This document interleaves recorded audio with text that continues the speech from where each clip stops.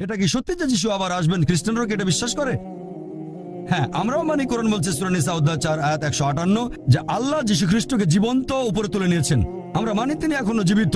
আর যিশুকে জীবন্ত তুলে নেওয়া হয়েছিল কারণটা কি? কারণ যিশু খ্রিস্ট হলেন আল্লাহ সুবহানাহু ওয়া তাআলার একমাত্র রাসূল, যার অনুসারীরা ভুল করেছে যে তিনি নাকি নিজেকে ঈশ্বর বলেছেন। পুরোটাই ভুল বুঝেছে যে যিশু নাকি ঈশ্বর বলে নাকি দাবি করেছেন। তাকে তুলে নেওয়া হয়েছে নতুন কিছু শেখানোর জন্য না। পবিত্র কোরআন বলছে সূরা মাইদা অধ্যায় 5 আয়াত নাম্বার 3, আজ আমি তোমাদের দিন সম্পূর্ণ করলাম আর মনোনীত করলাম ইসলাম, তোমাদের প্রতি অনুগ্রহ সম্পূর্ণ করলাম। ইসলাম ধর্ম সম্পূর্ণ, নতুন কিছু যোগ করা যাবে না বা বিয়োগও করা যাবে না। ঈসা আলাইহিস সালাম নতুন কিছু শেখানোর জন্য আসবেন না। আসবেন খ্রিস্টানদের বলতে যে আমি কখনোই ঈশ্বর বলিনি আমি ঈশ্বর। আর পবিত্র কোরআন বলছে সূরা মাইদা অধ্যায় 5 আয়াত 116, যিশু খ্রিস্ট আল্লাহ তাআলাকে বলবেন, হে আল্লাহ সুবহানাহু ওয়া তাআলা, তুমি সাক্ষী থাকো, আমি কখনোই বলিনি আমার উপাসনা করো, বরং বলেছি আবুদুল্লাহ আল্লাহর ইবাদত করো, রাব্বি ওয়া রাব্বুকুম। তিনি আমার ও তোমাদের প্রভু। একই ধরনের কথা আছে বাইবেলে। সেদিন সব লোকজন এসে যিশু খ্রিস্টের উদ্দেশ্যে বলতে থাকবে, হে প্রভু, আমরা আপনার নামে অনেক আশ্চর্য আর অলৌকিক কাজ করেছি। যিশু তখন তাদের বলবেন, তোমরা সবাই পাপী, এখান থেকে চলে যাও, আমি তোমাদের কাউকে চিনি না। এটা কাকে বলবেন? মুসলিমদের? হিন্দুদের? বলবেন খ্রিস্টানদের, তোমরা সবাই পাপী, আমি তোমাদের চিনি না, এখান থেকে চলে যাও। যিশু আবার পৃথিবীতে আসবেন খ্রিস্টানদের শুধরে দিতে, নতুন কোনো ওহে আনবেন না। বাইবেল কি মুহাম্মদ সাল্লাল্লাহু আলাইহি ওয়াসাল্লাম সম্পর্কে কিছু বলেছে?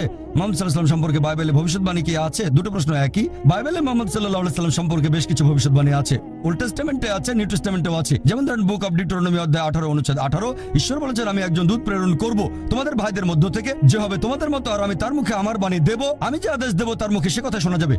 খ্রিস্টানরা বলে এই ভবিষ্যৎবাণীটা যিশু খ্রিস্টের কথা বলছে। যদি ভালো করে দেখেন, যিশু খ্রিস্ট কিন্তু মুসা আলাইহিস সালামের মতো নন। খ্রিস্টানরা এভাবে বলে যে যিশু ছিলেন ইহুদি আর একজন রাসূল, সেজন্য তিনি মুসা আলাইহিস সালামের মতো। যদি এই দুটো শর্ত দিয়ে ভবিষ্যৎবাণী পূরণ হয়, তাহলে বাইবেলে মুসা আলাইহিস সালামের পর যত নবী রাসূলের কথা আছে, Solomon, Ezekiel, Isaiah, Daniel, Hosea, John, সকলেই এই ভবিষ্যৎবাণী পূরণ করবেন, কারণ তারা ছিলেন ইহুদি আর আল্লাহর নবী।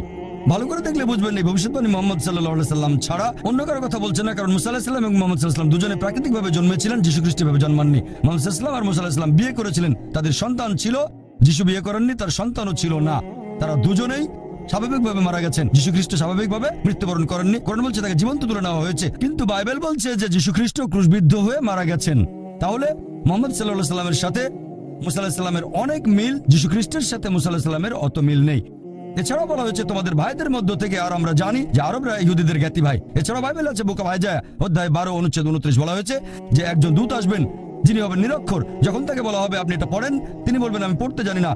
আমাদের নবীর কাছে যখন প্রথম ওহী নাজিল হলো ইকরা, সূরা ইকরা অধ্যায় 6 আয়াত নাম্বার 1, ফেরেশতা জিবরাইল বললেন ইকরা, আমাদের নবী বললেন মা না বেকারি। আমি পড়তে জানি না। ভবিষ্যৎবাণীটা পুরোপুরি মিলে গেছে।